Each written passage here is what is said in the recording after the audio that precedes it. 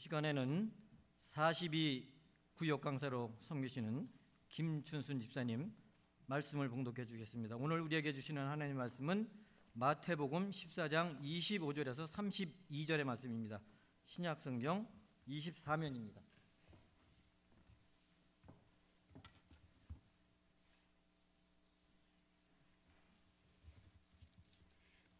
다 찾으신 줄 알고 말씀 봉독해 올리겠습니다.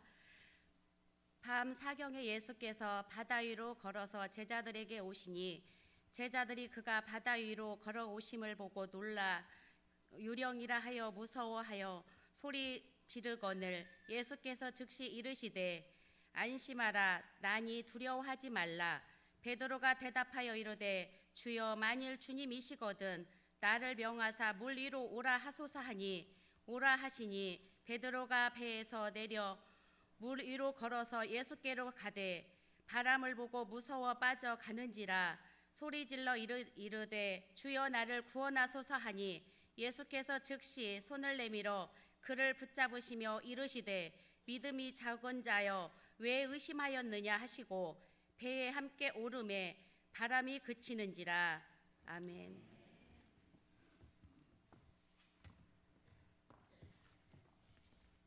이 시간에는 이문석 목사님 나오셔서 물 위로 한 걸음이라는 제목으로 말씀을 전해 주실 때에 큰 은혜 받으시기 바랍니다.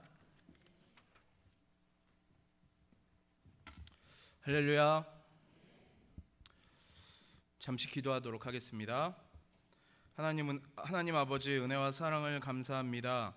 오늘 이 저녁 시간 하나님 우리가 주의 날 잊지 않고 하나님 전에 나와서 주님을 예배하며 하나님 백성으로 부름받은 그 부름에 합당한 삶을 또 살아갈 수 있도록 결단하며 나아갈 수 있는 저녁 시간 허락하여 주심에 감사합니다. 오늘 우리가 이 말씀 시간 예배 시간을 통하여서 정말 우리의 믿음의 한 걸음을 내디딜 수 있는 복된 예배 시간 되어질 수 있도록 도와주시옵소서. 특별히 헌신을 다짐하며 함께 또 찬양으로 영광 돌린 모든 이교구 식구들에게도 하나님께서 함께하여 주시옵시고 우리 모든 부여중앙교회 식구들 주님 앞에 온전하게 드려지는 복된 이 시간 되어질 수 있도록 도와주시옵소서.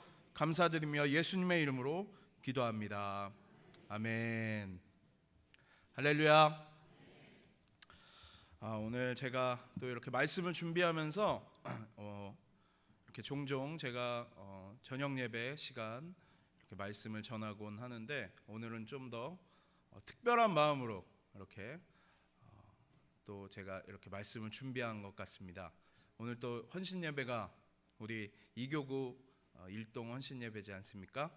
제가 이교구 담당 목사로서 우리 교구 식구들 헌신을 다짐하는 교구 식구들과 우리 교우들에게 어떤 말씀을 전할까, 하나님께서 어떤 말씀을 전하시기를 원할까에 대해서 많이 고민하고 기도했었습니다. 그래서 이 자리에 함께한 우리 모든 이교구 식구들 뿐만 아니라 찬양이 너무 은혜롭죠? 네, 제가 정한 겁니다. 네. 이교구 식구들과 또 이 자리에 함께 모든 우리 성도님들 주님께서 주신 귀한 말씀 통해서 은혜 받는 시간 되길 소망합니다. 여러분 욜로족이라는 말 혹시 들어보셨습니까? 욜로족 많이 잘 안 들어보셨죠? 젊은 우리 청년들은 욜로족이라고 혹시 들어봤나요? 잘 못 들어보네요. 네. 욜로라는 말은 뭐냐면 You only live once라는 단어의 앞자를 딴 그런 줄임말입니다. 한 번뿐인 인생이기에 남보다는 나 자신을, 미래보다는 현재를 즐기면서 살아가자라는 신조어라고 하죠. 옥스퍼드 그 사전에도 등재됐다고 합니다. 욜로라는 이 단어가 말이죠. 이 영어 단어로 등재됐다고 하네요. 그래서 서울대학교의 소비 트렌드 분석센터에 있는 트렌드 코리아 2017에서 이 욜로라는 단어가 2017년도의 키워드 중에 하나로 이렇게 뽑혔다고 합니다. 이 말은 이제 처음에는 2011년도에 한 캐나다의 힙합 가수가 이렇게 자기 앨범을 통해서 낸 힙합 앨범의 가사 중에 You only live once라는 그 단어가 그 문장이 있었다고 합니다. 그래서 그것을 통해서 사람들에게 알려지기 시작했고 그 앞자를 따서 욜로라는 단어가 생겼는데 이렇게 사람들에게 많이 알려지게 된 계기는 지난해 이제 미국 대통령 이제 마지막 임기를 보내던 오바마가 건강보험 개혁안을 미국에 내죠. 일명 뭐라고 그러죠? 오바마 케어라고 하죠. 오바마 케어. 얼마 전에 트럼프가 트럼프 케어 자기 마음대로 냈다가 이렇게 빠꾸당한 일이 있었죠. 오바마 케어가 훨씬 낫다고 사람들이. 그래서 그 오바마 대통령이 오바마 케어를 이렇게 내면서 이 욜로라는 단어를 이렇게 언급하면서 자기의 그 건강보험 정책을 사람들에게 어필했던 그 영상이 여러분들 유튜브에도 찾아보시면 쉽게 찾아볼 수 있습니다. 그래서 사람들한테 그런 도전 주고 그런 독려함으로써 이 단어가 더 이렇게 급부상되고 이렇게 알려지기 시작했습니다. 그래서 한 번뿐인 인생은 지금 현재를 즐기면서 살자라는 이런 풍조가 요즘 이제 젊은 세대들 20, 30대 젊은이들 사이에서 어떤 하나의 트렌드로 이렇게 자리 잡고 있다는 것을 보여주는 그런 단어입니다.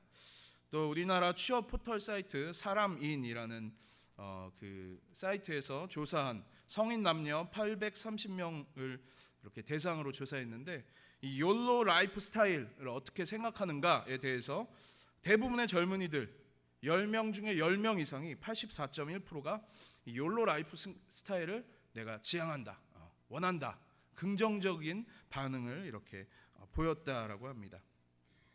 이런 젊은이들이 이런 생각을 갖고 살아가는 데 있어서 전문가들은 이제 경제가 어렵고 경제가 저성장되는 정치기에 이르면서 취업하기도 쉽지 않고 또 오늘 고생한다고 내일 잘 된다라는 법이 없는 이 사회 속에서 풍토 속에서 이 젊은이들이 새롭게 갖게 되는 그런 생각들 중에 하나, 그리고 젊은 사람들이 갖게 되어지는 그런 생각이 있다라고 분석하고 합니다.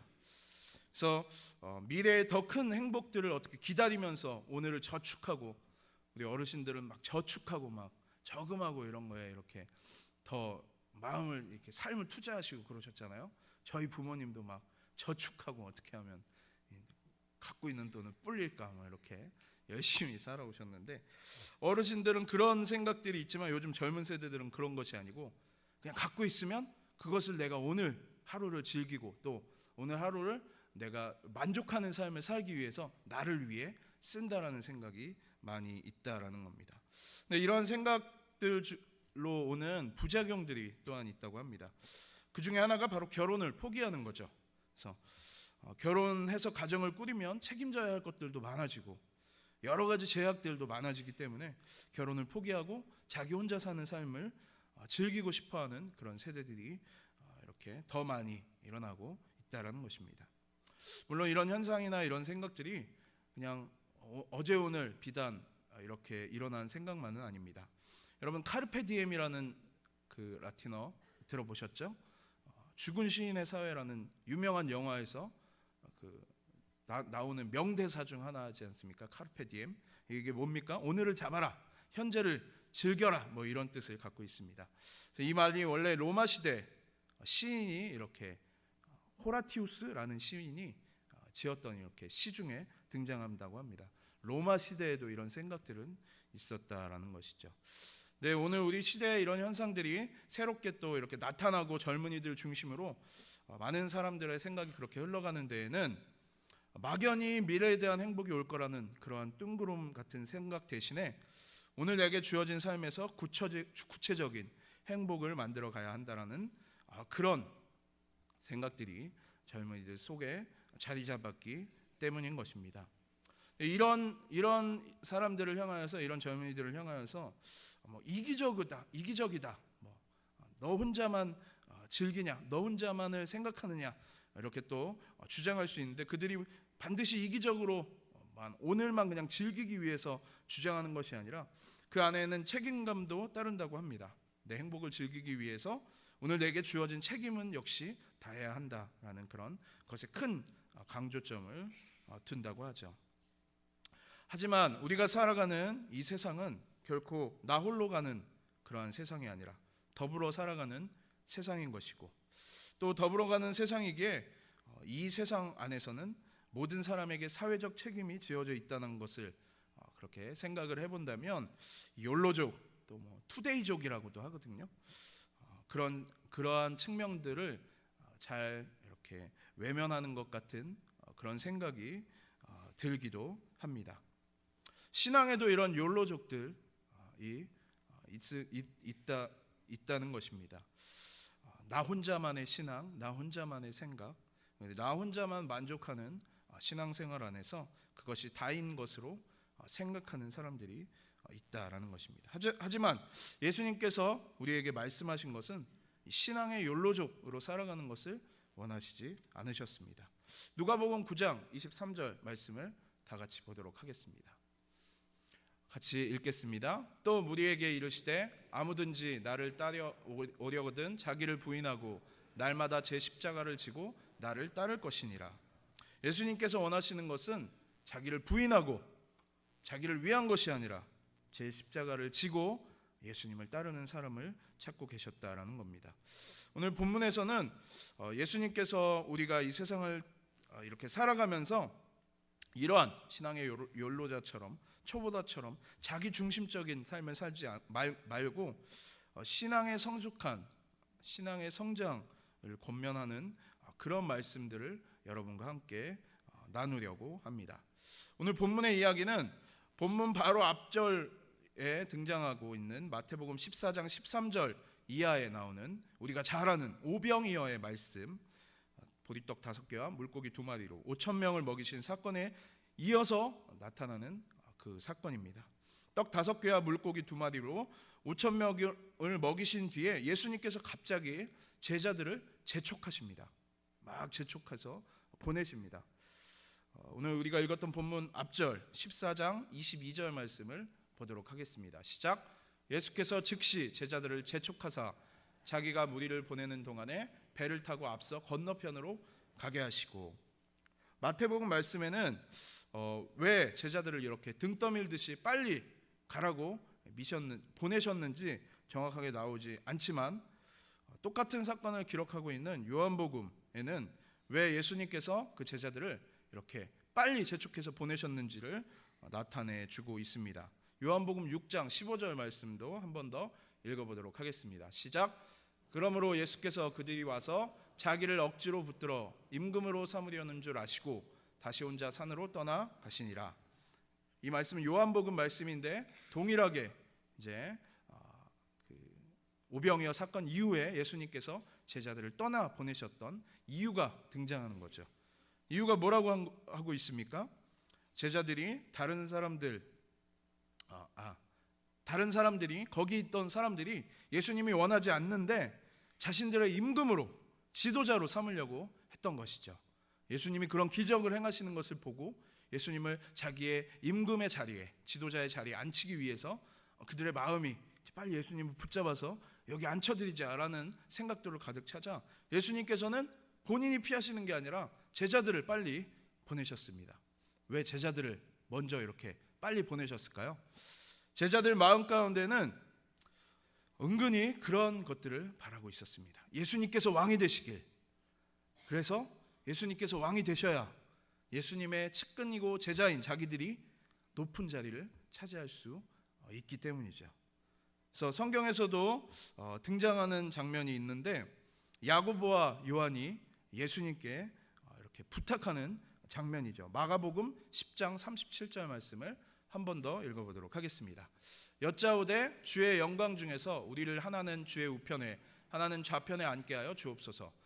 네, 이거는 야고보와 요한이 이렇게 예수님께 너희들 뭐를 원하느냐 예수님께서 물으신 뒤에 물으시자 대답한 사건입니다. 여기서 주의 영광 중에 우리를 하나는 주의 우편에 하나는 좌편에 앉게 하여 주옵소서 이렇게 나타났다고 해서 나중에 예수님께서 부활하신 이후에 우리를 그 보좌에 앉혀주옵소서라고 고백하는 것이 아닙니다. 예루살렘으로 가시는 길에 예수님은 제자들에게 무엇을 얘기하셨냐면 내가 이제 예루살렘으로 갈 건데 그곳에서 순환도 당하고 십자가에 박힐 거고 부활도 할 것이다. 그런 자신의 사역들을 이렇게 설명하고 계신데 제자들 마음 가운데는 그래 예수님께서 이제 부활도 하시고 정말 그 영광을 입으시나 보다. 그럼 그 영광 이후에 천국에서 내가 예수님의 우편 좌편에 앉아야겠다, 그런 마음으로 이야기하는 것이 아니라 예루살렘에 가서 어떠한 기적들을 예수님께서 지금까지처럼 그렇게 행하시고 사람들로부터 인정받으셨을 때 높은 자리에 앉게 되면 그 우리의 삶 속에서 그야말로 왕이 되신다라면 바로 우편과 좌편 그 한 자리 차지하기 위해서 고백하고 원하고 있는 그 장면입니다. 이 말씀 바로 뒤에 보면 이 두 사람이 이 그 요구를 하고 다른 10명의 제자가 화를 냈다고 이야기하고 있어요. 왜 화를 냈을까요? 그 자리 내 자리인데 니네가 먼저 탐내서 요구했잖아. 그러면서 옆에서 막 화를 내고 있었던 것입니다. 제자들 12명 모두가 그러한 마음들이 있었던 거예요. 예수님이 높은 자리에 오르시면 내가 한 자리 차지할 수 있겠구나. 그러한 생각을 예수님께서 누구보다 잘 알고 계셨습니다. 그렇기 때문에 오병이어 사건 이후에 사람들이 예수님을 왕으로 추앙하려고 하자 누구를 먼저 보내신 겁니까? 제자들을 보내신 겁니다. 그들 가운데 있고 사람들 막 동조하기 시작하면 이 제자들도 이 여린 이 못난 제자들이 그런가? 그럼 우리가 빨리 해서 예수님 설득해보자, 이렇게 할까봐 예수님께서 그들을 먼저 보낸 것입니다.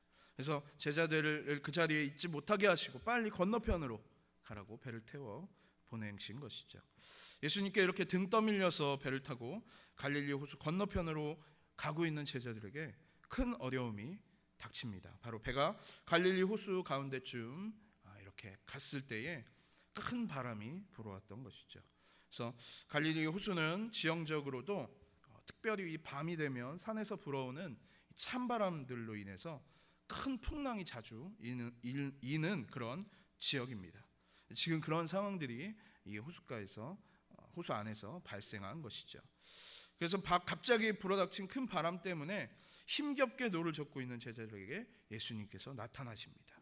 제자들을 먼저 보내시고 산에 가셔서 홀로 기도하시던 예수님께서 밤 사경이 되었을 때에 물 위를 걸어서 제자들에게 찾아오신 것입니다. 유대인의 관습에는 밤 시간을 세 등분을 합니다. 세 등분. 근데 오늘 말씀에 보면 밤 사경이 되었다고 이야기하죠. 사경은 4 아닙니까? 근데 네 번째 타임인데 그렇게 따지면 유대인의 시간 안에는 사경은 없는 거죠. 3경까지만 있는 겁니다. 근데 그리스와 로마의 그런 관습에 따르면 밤을 이렇게 네 가지로 나눕니다. 그래서 해가 질 때부터 해가 뜰 때까지를 밤으로 정하고 그 시간을 4등분을 해서 첫 번째는 1경, 2경, 3경, 4경. 4경이니까 언제입니까? 밤 새벽 시간이죠. 새벽 시간. 예수님께서 제자들에게 나타나신 시간은 이렇게 자료들을 찾아보면 적어도 새벽 3시 이후가 됐을 것이다 라고 이렇게 이야기합니다.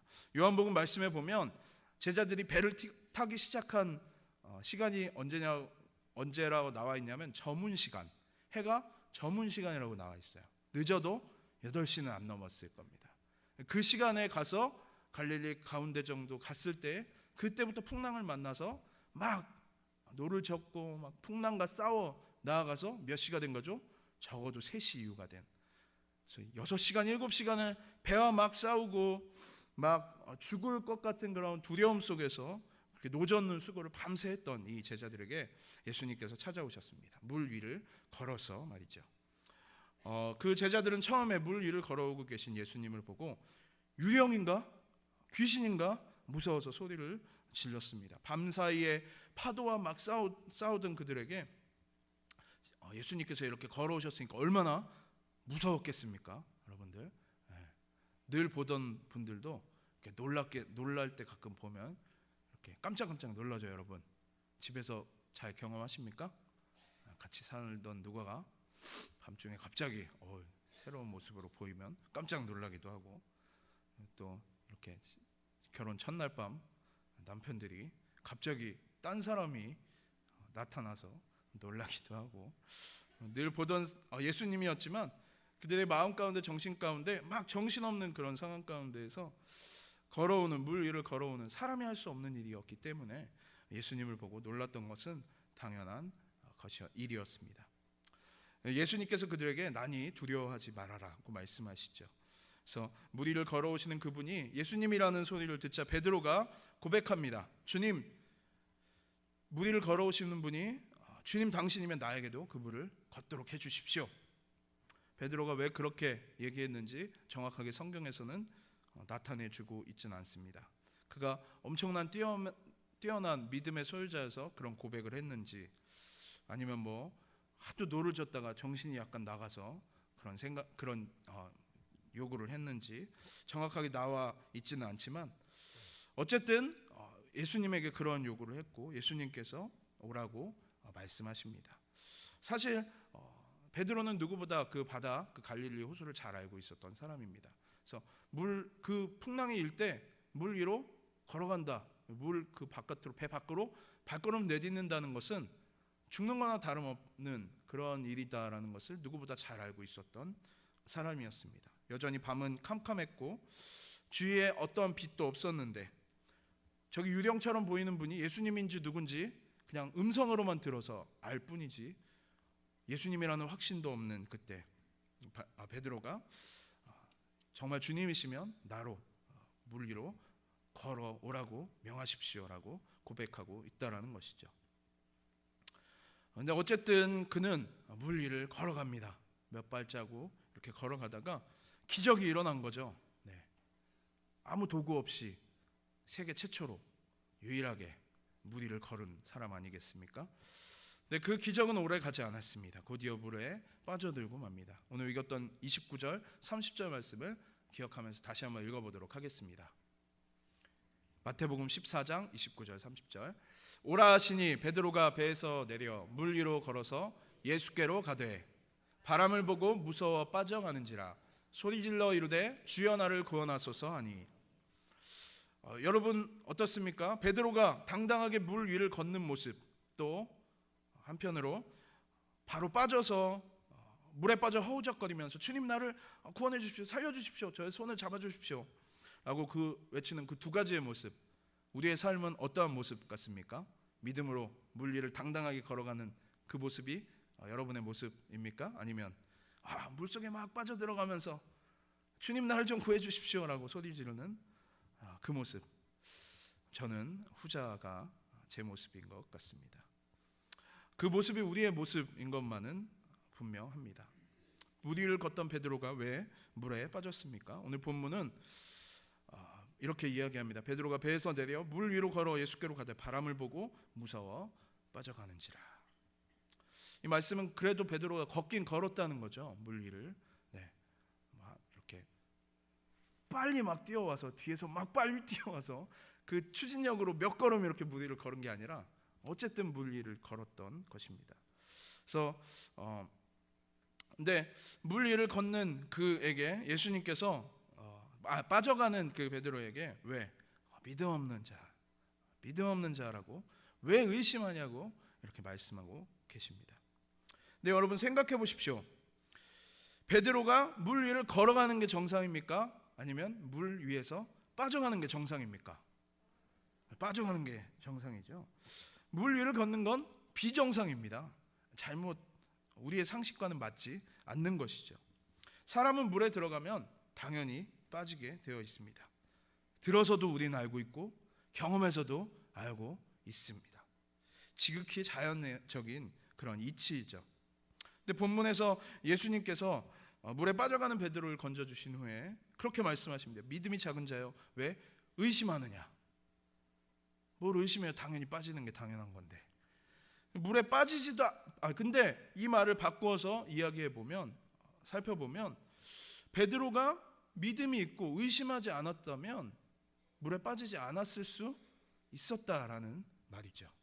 믿음을 가졌다면 베드로는 그 기적을 계속 경험할 수 있었다라는 것입니다. 여러분 믿음이란 그런 것 아니겠습니까? 우리가 일반적으로 생각하는 상식으로만 살아가는 것이 아닙니다. 때로는 우리의 일반적인 상식에서 생각할 때 전혀 비상식적인 행동이고 전혀 비정상적인 행동을 사는 것인지 모르겠습니다. 그것을 믿음의 위대한 도전이라고 이야기하고 싶습니다.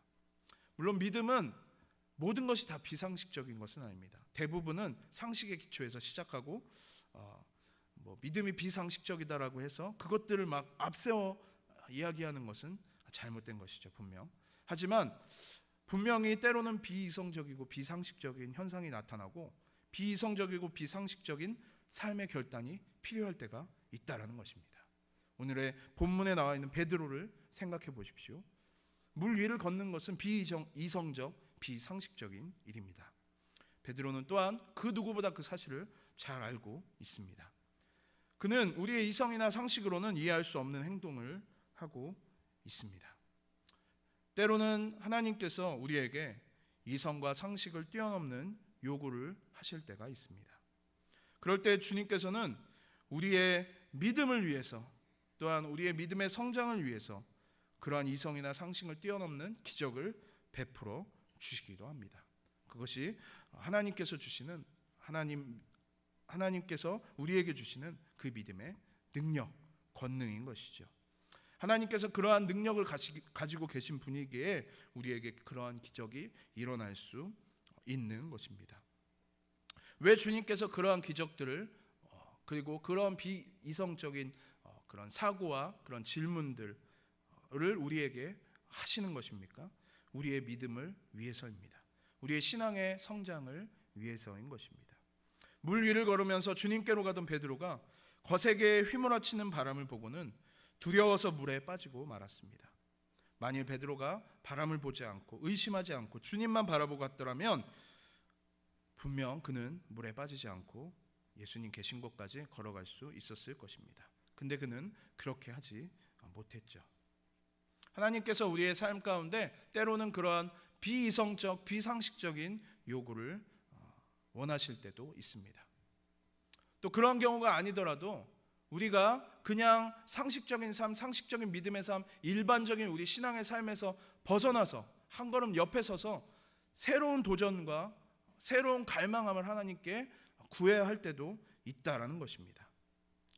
여러분 생각해 보십시오. 베드로가 살았던 모든 삶에서 오늘 본문에 나오는 것 같이 물 위를 걸을 수 있는 기회는 몇 번 있었겠습니까? 딱 한 번 있었을 것입니다. 그의 삶에서 그런 그 기회조차도 없었을 것이죠. 그래서 매일같이 베드로가 물 위를 걸으면서 살았던 것이 아닙니다. 또 앞서 나온 본문처럼 오병이어의 사건이 매일같이 사람들한테 예수님 계신 곳에 매일같이 일어나던 사건이 아닙니다.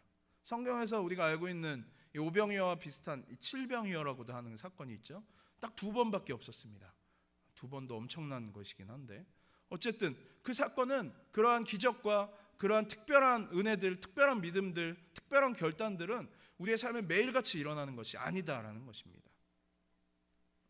그래서 우리의 삶 가운데는 그러한 기적들을 여러분 체험하고 믿음의 성장들을 경험하고 하나님 앞에 그러한 권능을 경험하고 가지기 원하신다라면 그러한 기적의 기회가 있을 때에, 그러한 도전이 있을 때에 우리가 당당하게 그 물 위로 걸어 나아가는 결단이 필요한 것입니다. 그 기적을 체험하기 위해서는 그 도전이 필요한 것입니다. 베드로는 그 도전을 했고 성공해 보였지만 결과적으로 끝까지 성공하지는 못했습니다. 제가 한 책에서 그러한 이야기를 읽은 적이 있습니다. 마이클 스미스라는 유명한 그 찬양 인도자가 쓴 책이었는데 그 책에서 이분이 캐나다 사람인데 찬양 집회를 굉장히 유명한 분이거든요. 젊었을 때부터 전 세계적으로도 많은 앨범을 내는 그런 예배자인데 찬양 인도자인데 그가 하루는 굉장히 큰 홀에서 찬양을 이렇게 인도하고 있었습니다. 콘티대로 잘 인도되었고 은혜도 막 사람들 막 눈물 흘리면서 막 엄청난 큰 은혜를 받았습니다. 이제 마지막 곡이 딱 남아서 자기가 콘티를 짜왔던 대 안에서 가장 은혜롭고 사람들을 다 하나님 임재 가운데 딱 이렇게 이끌 수 있는 마지막 곡만 딱 남겨놓고 있었습니다. 하나님께서 근데 갑자기 그의 마음에 그런 메시지를 주신 것입니다. 캐나다 국가를 부르라고 이렇게 말씀하셨다고 합니다. 애국가를 부르라는 거죠. 우리나라로 말하면 찬양 집회하다가 마지막에 동해물과 이렇게 부르라는 음성이 그에게 들려왔다는 겁니다. 처음에는 사탄아 물러가라 막 마음속으로 이렇게 막 대적했다고 합니다. 근데 하나님 성령께서 자기 마음에 너무 강렬하게 그렇게 말씀을 주시는 거예요. 그래서 네가 마지막 곡으로 꼭 캐나다 국가를 부르라고 이렇게 마음을 주시는 겁니다. 그래서 막 그 찬양 전에 중간중간에 몇 찬양 인도하면서도 콘티대로 불렀지만 그 생각만 막 자기에서 머릿속에 나고 계속 싸웠던 겁니다. 아닙니다 주님, 이건 잘못된 음성입니다. 제가 하나님 음성을 잘못 들었습니다 막 이러면서, 하지만 성령께서 워낙 강렬하게 이렇게 말씀해 주셨고, 그래서 어떻게 했을까요? 그 책에 나온 바로는 불렀답니다. 캐나다 국가를 찬양 집회에 막 수천 명 모여있는 찬양 집회에서 마지막 곡으로 캐나다 국가를 불렀답니다. 뭐 거기 캐나다 사람들이니까 다 아는 곡이니까 다 불렀겠죠. 그래서 막 그 스스로, 자기 스스로 너무 자책감이 막 들고, 너는 망한 인도자라고, 너 같은 예배자가 어딨냐고 막 이러면서 자기 자신을 막 이렇게 질책했다고 합니다. 찬양 집회가 끝나고 어떤 한 자매가 막 눈물을 너무 많이 흘려서 탈진되기 직전의 상태로 자신이 이렇게 찾아왔다고 합니다. 그러면서 그 여자가 고백해 주는 것이, 하나님께 자기가 몹쓸 고백을 드렸는데 오늘 찬양 집회에서 캐나다 국가가 나오지 않으면, 오늘 이 예배 가운데에서 그 국가가 나오지 않으면 제가 주님을 버리겠습니다 라고 이렇게 고백했다고 합니다. 그러면서 마지막에 이 여자는 그 찬양 집회 내내 그것만 생각하고 있었는데 마지막에 뜬금없이 이 사람이 캐나다 국가를 부르더랍니다. 하나님께서 그 여인의 마음 가운데 얼마나 이렇게 크게 역사하시고 이렇게 일하셨는지를 이렇게 책으로 썼던 내용을 본 적이 있습니다. 근데 그 책에서 이 저자가 이 책을 읽는 모든 사람에게 분명하게 고백해 주는 것이 있는데, 절대로 하나님께서 다시는 여러분이 인도하는 그 찬양 집회 가운데 나라의 국가를 부르게 하지 않으실 거다. 그러니까 이 책을 보고 막 가서 국가 부르라고, 국가 부를 생각하지 말라, 뭐 그런 내용들이 이렇게 쓰여져 있었습니다. 그러한 기적들은 우리가 성경에서 나타나고 있는 그런 기적들, 그런 기적 우리가 경험하면 얼마나 좋겠습니까? 그런 것들을 우리가 또 이렇게 알게 되면 얼마나 좋겠습니까? 근데 그러한 기적들은 매일같이 삶에서 일어나는 것이 아닙니다. 특별한 은혜 가운데, 특별한 결단 안에서 우리에게 주어지는 것이다라는 것입니다. 여러분, 믿음은 때로 우리에게 도전을 요구합니다. 우리의 삶에 일어나는 매일적인 일상 속에서 그냥 그 일상 속에서 노멀하게 살다가 경험하는 것을 벗어나서 한 발 곁으로 비껴나 새로운 것을 도전해 나아가는 것입니다. 그것이 무모한 일처럼 보일지라도 도전해 보는 것입니다.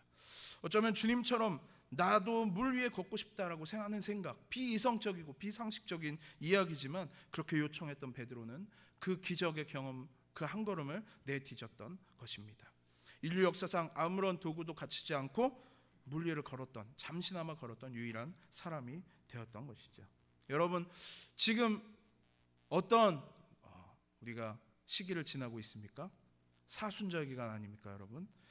사순절은 예수님께서 가신 고난의 길과 주님께서 죽으신 십자가를 더욱더 깊이 묵상하는 절기입니다. 여러분, 근데 이 사순절을 지내면서 어떻게 신앙의 결단을 하면서 살아가고 계십니까? 어떠한 신앙의 결단들을 경험하며 살아가고 계십니까? 그냥 평범한 신앙생활, 늘 해오던 그런 신앙생활, 똑같은 그런 삶을 살면서 그래, 사순절이 됐으니까 주일날마다 교회 오면 사순절이라고 광고해 주니까 사순절인가 보다 하면서 그렇게 살고 계십니까? 이 사순절 기간 안에 이제 얼마 남지 않았습니다, 여러분. 이번 주, 한 주, 다음 주 이제 고난주간과 같이 지내면 사순절이 끝나죠. 사순절 기간 안에 그러한 여러분 새로운 기적과 도전 앞에 나아가 보고 싶지 않으십니까? 베드로처럼 물 위를 걷는 기적, 그것이 아니라 내 삶의 변화를 일으켜주는 그러한 새로운 경험 말입니다. 그것은 우리가 자기를 부인하고 날마다 자기 십자가를 지고 주님을 따르겠다라는 결단을 하며 나아갈 때 가능한 일인 것을 기억하시기 바랍니다. 제가 이 말씀을 준비하면서 제 스스로도 하나님 앞에 참 많이 회개했습니다. 사순절을 보내면서 하나님 앞에 내가 어떠한 결단과 어떠한 드림도 어떠한 것도 해드리지 못했구나 하는 죄책감과 그런 자책하는 마음에 내가 무엇을 또 하나님께 드릴 수 있을까를 설교 준비하면서 이번 주간 계속 생각해 보았습니다. 그래서 제가 다짐한 것이 있습니다. 제가 개인적으로 이렇게 굉장히 IT 쪽으로 제가 이렇게 뛰어난 사람입니다, 여러분. 네, 미디어 쪽에 관심도 많고, 네, 취미 생활도 음악을 듣거나 뭐 영상을 보거나 그런 것들을 이렇게 많이 하는 사람이죠. 그래서 내가 이 사순절 남은 기간 가운데 하나님께 무엇을 드릴 수 있을까 하면서 제 마음 스스로 결단한 것이 미디어 금식을 해야겠다. 그래서 오늘부터 우리 아내와 아이들한테 이야기하지 않았는데 제가 며칠 전부터 결단했습니다. 이 설교 말씀에서 내가 스스로 선포하고 해야겠다. 미디어 금식을 할 것입니다. 우리 가족 모두가 미디어 금식을 할 것입니다. 그래서 우리 아이가 막 심심해하면 만화를 보여주거든요. 그래서 만화를 보여주지 않기로, 그리고 십자가 사건만 관련된 이야기만 이렇게 보여주기로 마음먹었습니다. 제가 지난번 설교할 때 제가 잘할 수 있는 게 뜨거운 거 빨리 먹는 거라고 이렇게 설교한 적이 있었거든요. 그래서 뭐 음식 자리에만 가면 뜨거운 거가 나오면 제가 부담이 되는 거예요. 빨리 먹어야 될 것 같은. 엊그저께도 장례식장 나고 아침에 이렇게 같이 백제 뭐죠? 해장국 가서 이렇게 백제 해장국 먹었는데 제가 또 그 부담감이 있는 겁니다. 엄청 빨리 먹었습니다. 평소보다 더 빨리 먹는 것 같아요. 사람 있는데 원래 빨리 먹긴 한데 옆에 있던 집사님이 목사님 진짜 빨리 드시네요. 뜨거운 거 진짜 잘 드시네요. 이렇게 얘기하더라고요. 그래서 제가 결단한 게 말씀 전하면서 나 스스로의 또 다짐을 이렇게 선포해야겠다. 그래서 2주 동안 미디어 금식을 하기로 이렇게 결단하고 하나님 앞에 드리기로 이렇게 마음 먹었습니다. 여러분도 그러한 결단 앞에 도전을 드리고 싶습니다. 얼마 남지 않은 이 사순절 기간, 다음 주에 우리 고난주간 특세가 있지 않습니까? 그 기간들을 통해서 주님의 말씀처럼 나 자신과 상식적이고 일반적인 그런 믿음의 삶에서 벗어나서 무언가 새로운 도전, 새로운 다짐 하나님 앞에 드릴 수 있는 그런 우리가 되었으면 좋겠습니다. 무언가를 도전한다는 것은 위대한 결단입니다. 그 결단을 통해서 우리의 신앙이 성장할 수 있습니다. 그리고 그것들을 통해서 하나님께서 우리에게 베풀어 주신 분명한 선물과 분명한 은혜들이 있다라는 것입니다. 얼마 남지 않은 이 시간들을 통하여서 욜로족처럼 오늘을 즐기고 오늘만 만족하는 그런 신앙인에 머무는 우리의 삶이 아니라 절제하면서 더 나은 내일을 준비하면서 하나님 주신 면류관을 바라보면서 그 십자가 앞에 오늘도 당당하게 또 다짐하며 나아가는 이 자리에 함께한 우리 모든 성도님들 삶이 되시길 주님의 이름으로 축원합니다.